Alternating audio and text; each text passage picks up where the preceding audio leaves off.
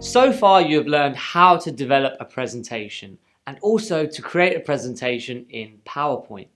Now you will be learning how to deliver a presentation. I've got 3 words for you.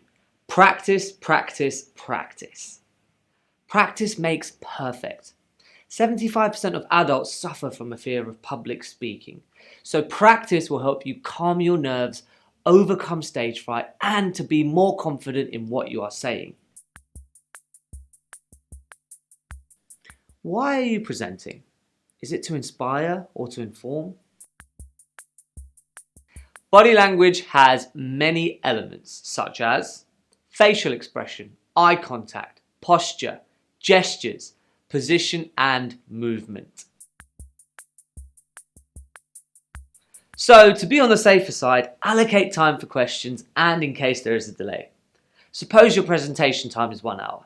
Set your talking time for 14 minutes, 15 minutes for questions and 5 minutes for interruptions and delays.